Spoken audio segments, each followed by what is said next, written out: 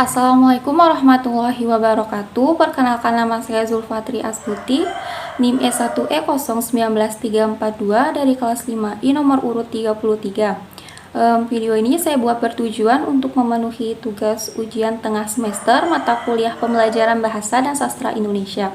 Langsung saja ke soal yang pertama, yaitu mengenai konsep belajar dan pembelajaran bahasa di sekolah dasar. Dalam belajar dan pembelajaran bahasa terdapat 3 tipe belajar, yaitu belajar bahasa, belajar melalui bahasa, dan belajar tentang bahasa. Pertanyaannya, jelaskan makna setiap tipe belajar bahasa tersebut sesuai materi yang telah Anda pelajari. Nah, tipe yang pertama yaitu belajar bahasa. Belajar bahasa ini dapat diartikan bahwa seseorang mempelajari bahasa dengan fokus pada penguasaan kemampuan bahasa atau kemampuan berkomunikasi melalui bahasa yang ia gunakan. Kemampuan ini melibatkan 2 hal, yaitu kemampuan untuk menyampaikan pesan baik secara lisan maupun tulisan, dan kemampuan memahami, menafsirkan, dan menerima pesan baik yang disampaikan secara lisan maupun tulisan. Tipe belajar yang kedua yaitu belajar melalui bahasa. Artinya, seseorang menggunakan bahasa untuk mempelajari pengetahuan, sikap, keterampilan, dan lain sebagainya. Dalam konteks ini, bahasa berfungsi sebagai alat untuk mempelajari sesuatu, seperti matematika, IPA, sejarah, dan pendidikan kewarganegaraan. Lalu tipe yang ketiga yaitu belajar tentang bahasa. Artinya, seseorang mempelajari bahasa untuk mengetahui segala hal yang terdapat dalam suatu bahasa, seperti sejarah, sistem bahasa, kaidah kebahasaan, dan produk bahasa seperti sastra dan lain sebagainya. Selanjutnya, pertanyaan kedua mengenai prinsip pembelajaran bahasa Indonesia di sekolah dasar. Prinsip merupakan asas dasar yang tidak boleh diabaikan dalam pembelajaran. Dalam konteks pembelajaran bahasa, terdapat beberapa prinsip pembelajaran bahasa yang ditetapkan dalam kurikulum 2013. Nah, pertanyaannya, pilihlah 4 prinsip dan jelaskan maksud dari setiap prinsip berdasarkan pemahaman Anda. Jadi di sini prinsip yang saya ambil yang pertama yaitu dari peserta didik diberitahu menuju peserta didik mencari tahu. Artinya, dalam proses pembelajaran, guru tidak lagi langsung memberikan materi yang akan dipelajari oleh siswa. Akan tetapi di sini siswa diberikan peluang untuk mencari tahu apa yang akan ia pelajari, seperti misalnya mengamati suatu fenomena atau fakta tertentu sebelum memulai pelajaran. Nah, dengan mengamati fenomena atau fakta tersebut, maka akan timbul ketidaktahuan dalam diri siswa yang ia rumuskan dalam bentuk pertanyaan-pertanyaan. Selanjutnya, yang kedua yaitu dari guru sebagai satu-satunya sumber belajar menjadi belajar berbasis aneka sumber belajar. Nah, artinya kegiatan pembelajaran harus membuka atau memberikan peluang kepada siswa untuk mendapatkan sumber belajar lain selain dari yang apa yang telah disampaikan oleh guru. Misalnya dari buku siswa, internet, koran, majalah, atau dari referensi yang ada di perpustakaan sekolah. Contohnya misalnya pada metode pembelajaran proyek. Nah, siswa di sini dapat memanfaatkan sumber belajar lain seperti sumber belajar di luar kelas atau sumber belajar di lingkungan sekitar masyarakat tempat tinggal peserta didik. Selanjutnya, prinsip yang ketiga yaitu dari pembelajaran yang mendekankan jawaban tunggal menuju pembelajaran dengan jawaban yang kebenarannya multidimensi.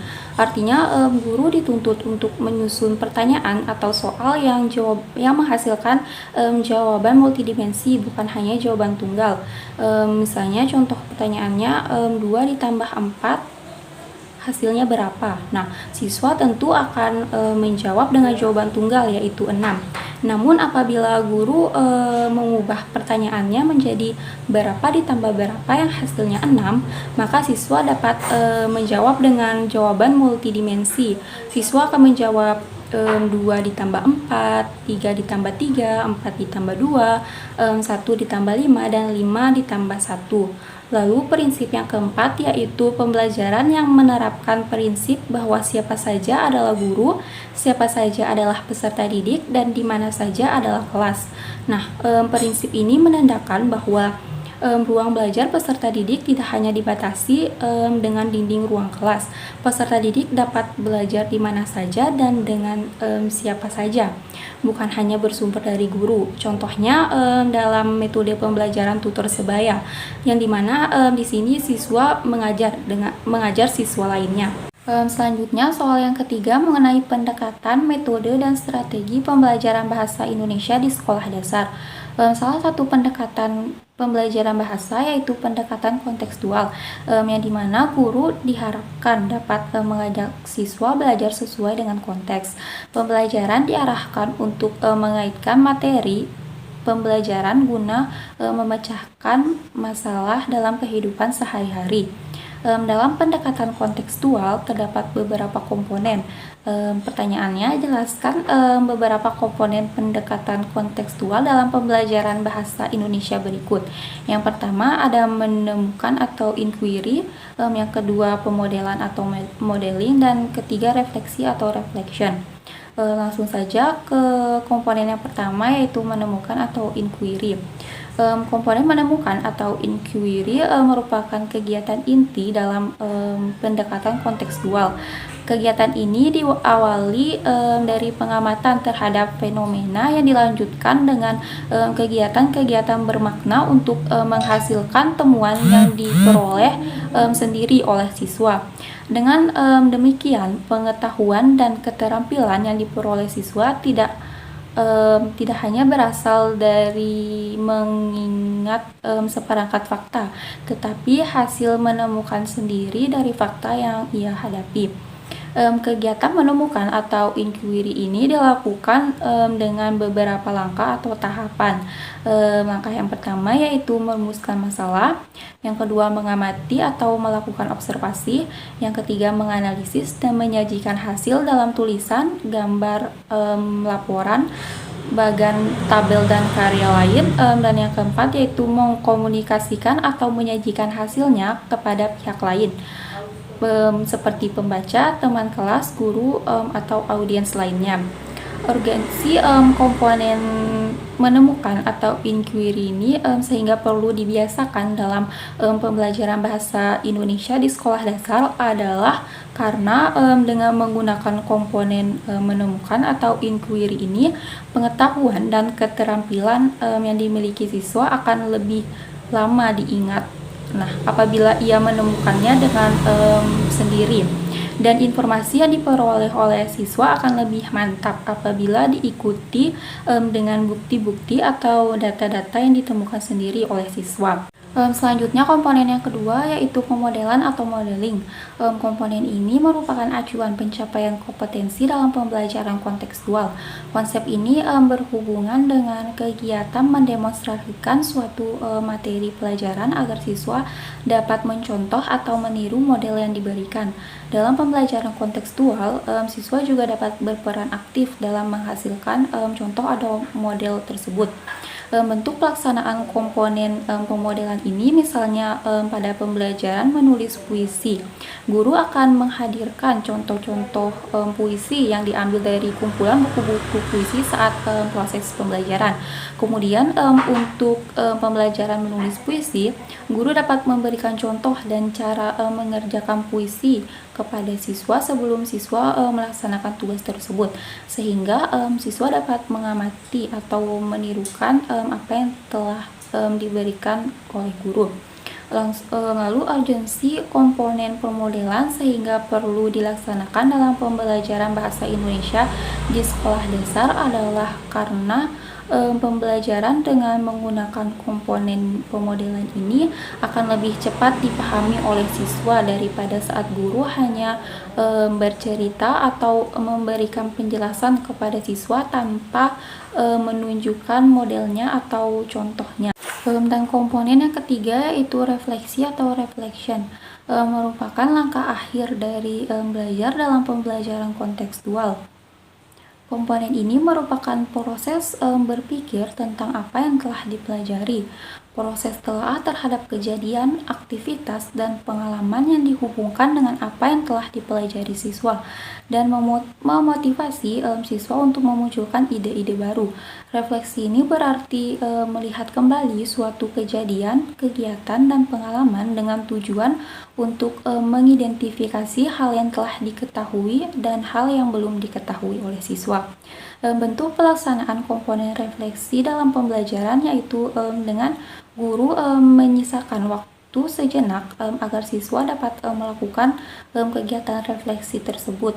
Nah, kegiatan refleksi ini dapat berupa pertanyaan atau pernyataan langsung tentang hal-hal yang baru diperoleh oleh siswa, kesan dan saran, diskusi, catatan, atau jurnal di buku siswa.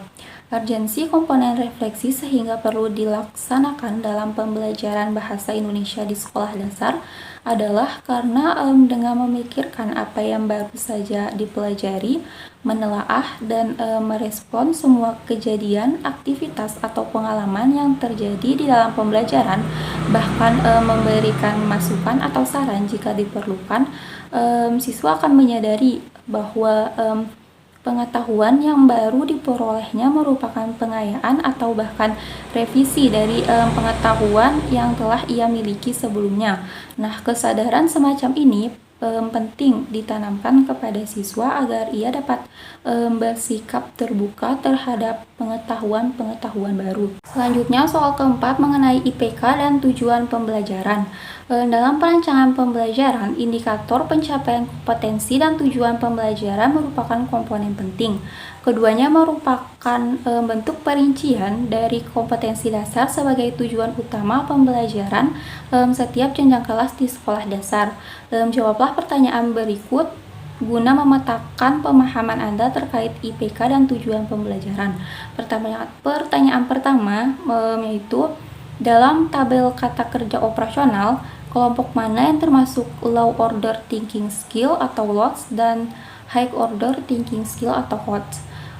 Dalam tabel kata kerja operasional atau KKO, berpikir tingkat rendah atau low order thinking skill terdapat pada kelompok C1, C2, dan C3, yang dimana C1 yaitu mengingat, C2 memahami, dan C3 menerapkan. Sedangkan dalam tabel kata kerja operasional atau KKO, berpikir tingkat tinggi atau high order thinking skill terdapat pada C4, C5, dan C6. Yang dimana C4 yaitu menganalisis, C5 mengevaluasi, dan C6 mencipta. Selanjutnya pertanyaan kedua, dalam penulisan tujuan pembelajaran yang baik terdapat komponen A, B, C, dan D. Jelaskan setiap komponen tersebut sesuai pemahaman Anda beserta contohnya. Jadi komponen A adalah singkatan dari audiens yang berarti pendengar atau peserta. Nah, audiens dalam pembelajaran adalah siswa atau peserta didik. Kemudian komponen B adalah singkatan dari behavior yang dapat diartikan sebagai suatu komponen yang diharapkan dapat dicapai oleh siswa atau peserta didik setelah mengikuti proses pembelajaran. Lalu komponen C adalah singkatan dari condition yang berarti kondisi atau keadaan. Condition atau kondisi ini dalam pembelajaran yaitu aktivitas yang harus dilakukan oleh siswa atau peserta didik untuk memperoleh perubahan perilaku yang sesuai dengan apa yang diharapkan. Lalu komponen D adalah singkatan dari degree, yakni sebuah tingkat pencapaian siswa atau peserta didik yang diharapkan setelah mengikuti serangkaian proses pembelajaran. Contoh tujuan pembelajaran yang memuat komponen A, B, C, dan D, misalnya melalui kegiatan diskusi, siswa dapat menentukan pengertian, ciri-ciri, struktur, dan konsep teks non-fiksi dalam teks lisan dan tulisan dengan benar.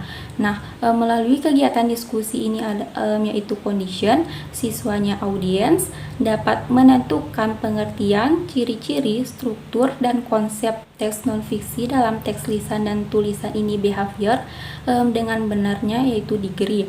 Lalu contoh Selanjutnya, misalnya dengan mengamati teks formulir, siswa dapat membedakan jenis teks formulir pendaftaran dan pengiriman uang dengan tepat. Nah, dengan mengamati teks formulir ini kondisi, atau C, siswa ini audiens, atau A, dapat membedakan jenis teks formulir pendaftaran dan pengiriman uang ini B atau behavior, dan dengan tepat yaitu D atau degree. Selanjutnya, soal yang ketiga yaitu perhatikan beberapa tujuan pembelajaran berikut. Yang pertama, melalui pemutaran video, siswa dapat membaca puisi karya pribadi. Yang kedua, siswa dapat membuat puisi karya pribadi. Analisis kedua contoh tujuan pembelajaran di atas, apakah sudah tepat sesuai kaidah penulisan tujuan pembelajaran? Jika belum, komponen apa yang kurang? Bagaimana rumusan yang tepat agar menjadi tujuan pembelajaran yang efektif? Pertama-tama kita akan menganalisis dua contoh tujuan pembelajaran tersebut. Nah, contoh tujuan yang pertama, melalui pemutaran video pembelajaran ini C atau condition, siswa ini A atau audience dapat membaca puisi karya pribadi, ini B atau behavior. Nah, pada contoh tujuan pembelajaran yang kedua, siswa A dapat membuat puisi karya pribadi, ini B atau behavior. Nah, kedua contoh tujuan pembelajaran tersebut belum tepat sesuai kaidah penulisan tujuan pembelajaran yang baik dan benar, karena pada tujuan pembelajaran yang pertama tidak menambahkan tingkat pencapaian siswa atau tidak menambahkan degree-nya. Sedangkan pada contoh tujuan pembelajaran yang kedua tidak mencantumkan condition atau C dan degree atau D atau kondisi dan tingkat pencapaian siswa tidak diletakkan pada contoh tujuan pembelajaran yang kedua. Nah, rumusan tujuan pembelajaran yang tepat sesuai dengan kaidah penulisan tujuan pembelajaran yaitu contoh tujuan yang pertama, melalui pemutaran video pembelajaran ini C atau condition, siswa A dapat membaca puisi karya pribadi di depan kelas, ini B atau behavior, dengan percaya diri, ini A. Maka tujuan pembelajaran tersebut sudah sesuai dengan kaidah penulisannya. Lalu contoh yang kedua, dengan membaca buku puisi ini C atau condition, siswanya A atau audience dapat membuat puisi karya pribadi, ini B atau behavior, dengan tepat degree. Nah, contoh tersebut sudah sesuai dengan kaidah penulisan tujuan pembelajaran yang memuat komponen A, B, C, dan juga D. Nah, sekian jawaban dari saya mengenai soal-soal yang telah diberikan. Kurang dan lebihnya saya mohon maaf. Wabillahi taufiq wal hidayah. Wassalamualaikum warahmatullahi wabarakatuh.